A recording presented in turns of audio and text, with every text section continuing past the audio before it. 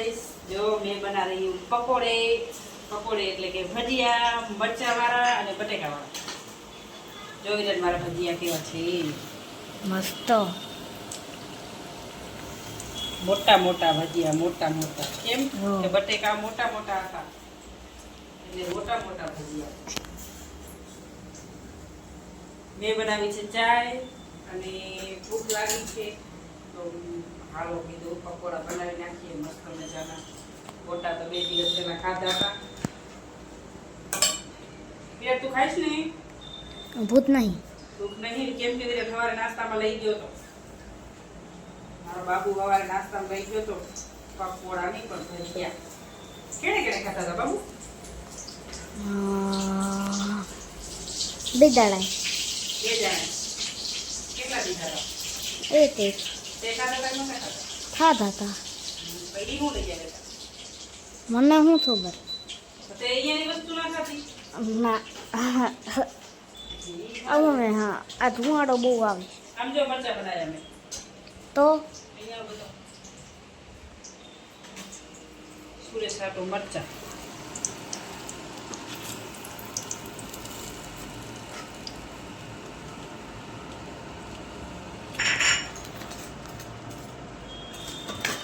ખતમ હે પૂરી થઈ ગઈ સવારે મેં ખાધા હતા સવારે મેં વિડીયો બનાવ્યો ડિલીટ થઈ ગયો એટલે તમારે ભજીયા નતા દીધા હા હેલો ગાઈસ જો મેં બનાવ્યા ભજીયા ભૈયા ચટણી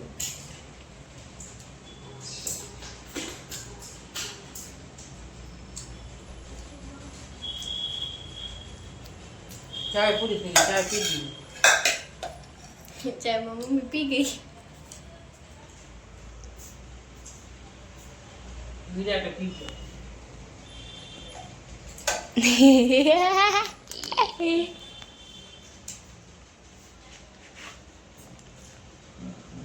એ રેવા દેવા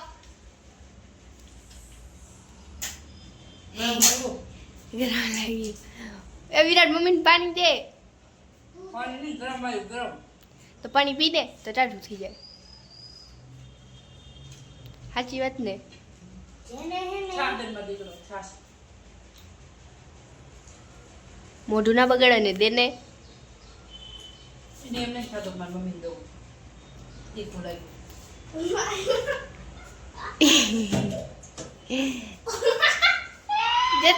જતો પાણી ભરી દે ઉપરથી ભરી દે આરામાં આજે માટલું ફૂટી ગયું હે ગઈ માટલું ગાયબ થઈ ગયું જો પડી તલારીમાં માટલું ફૂટી ગયું મારાથી માટલું તડકો પડી ગયો શું કહેવાય મમ્મી છાશ ખવાય સાચું બોલો ભજીયા ભેગે છાશ ખવાય કે ના ખવાય ના ખવાય મારા ડાયબીટી બોલે મારી ડાયબીટી સાચી વાત છાસ પૂંડી લાગે ખવાય તને હકરી લાગતી છે મને તો ચાય છાશ દૂધ ન ભાવે તેમાંથી પાણી ઢોરાય તેડો પડી ગયો આજે માટલું આમ કરી ધોતી હતી તો વધારે થોડુંક સબળી થઈ ગયું ને તળી દઈને તેડો પડી ગયો લાગ્યું નહીં મને જોયું મમ્મી વિરાટ તઈ ચિંતા કરેલો મારો દીકરો આને કે મમ્મી હરખા રાખ્યા આ ગરમ લાગ્યું હાજર